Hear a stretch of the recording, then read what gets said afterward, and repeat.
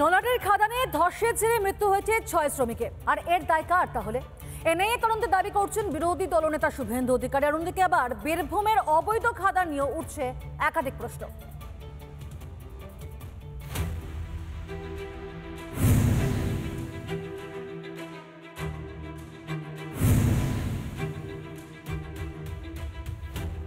বীরভূমের নলহাটির বাহাদুরপুর খাদান।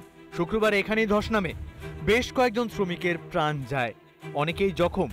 এই ঘটনায় এনআইএর তদন্ত দাবি করছেন বিরোধী দলনেতা শুভেন্দু অধিকারী। ট্রাইব্যুনাল 2017 সালে যে রায় দিয়েছিল তাতে জানানো হয়েছিল যে 6টি ছাড়া 211টি যে পাথর খাদান, সেই পাথর খাদান কিন্তু অবৈধ। এবারে আমরা যেখানে দাঁড়িয়ে রয়েছি তার উল্টো দিকে সেখানে একটি বসত বাড়ি রয়েছে এবং তার পাশাপাশি যে গোটা লোকালয়, সেই লোকালয়েও কিন্তু রয়েছে এই পাথর খাদান থেকে মাত্র 50 থেকে 60 মিটার দূরে। এখানেই প্রশ্ন ওঠে, যেখানে নির্দিষ্ট একটা দূরত্বে অর্থাৎ জনবহুল এলাকার বাইরে এই পাথর খাদানগুলি করবার নির্দেশ রয়েছে, সেখানে অবৈধ এই পাথর খাদানগুলোর কিন্তু রমরমিয়ে ব্যবসা চলছে। এখন এই অবৈধ পাথর খাদান কিভাবে চলছে তা নিয়েও কিন্তু প্রশ্ন উঠতে শুরু করেছে। খাদান বৈধ না অবৈধ ওটা বলতে পারছি না, আমাদের খাদানের ব্যবসা নাই যে আমরা ধরে বলতে পারবো। খাদান বিপর্যয়ে এনআইএর তদন্ত চান বিরোধী দলনেতা। এই নিয়ে প্রশ্ন তুলেও কেন্দ্রীয় সংস্থার তদন্তের পক্ষে সওয়াল বামেদের। যে গত 4 মাস আগে এখানকার জেলা শাসককে হাইকোর্ট নির্দেশ দিয়েছে যে অবৈধ খাদানগুলোকে বন্ধ করে দেওয়ার, কিন্তু তারপরেও তিনি বন্ধ করেননি। তদন্ত তো হওয়া দরকার এবং তদন্তের শেষ নিষ্পত্তি হওয়াও দরকার। এর আগে তো বহু এনআইএ তদন্ত করেছেন, আমাদের জেলাতেই ধরাও পড়েছেন, কিন্তু সেই তদন্তের কি কোনো নিষ্পত্তি হয়েছে আজ পর্যন্ত? সেটা হয়নি। ওখানে যদি বোম বিস্ফোরণ হয় বা কোনো বিস্ফোরক যদি থেকে থাকে তাহলে এনআইএ তদন্ত হতে পারে, কিন্তু এটা তো ফ্যাক্ট যে 6 জনের জীবন, জলজান্ত জীবন চলে গেল। তার কারণ হচ্ছে কোনো বৈধ উপায়ে রোজগারের কোনো জায়গা পশ্চিমবঙ্গে নেই।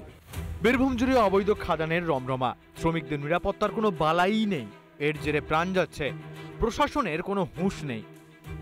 রিপাবলিক বাংলা। আপনাদেরকে জানাবো, মালদার দিকে একবার নজর রাখার চেষ্টা করব, যেখানে দেখতে পাচ্ছি আমরা যে আরজি কর ডাক্তারি পড়ুয়া রহস্য মৃত্যু হয়েছে মালদার মেডিকেলে। প্রেমিকের বিরুদ্ধে অভিযোগে সরব হয়েছে নিহত ছাত্রীর পরিবার। আর অভিযুক্ত প্রেমিক মালদা মেডিকেল কলেজ হাসপাতালে চিকিৎসক পড়ুয়া।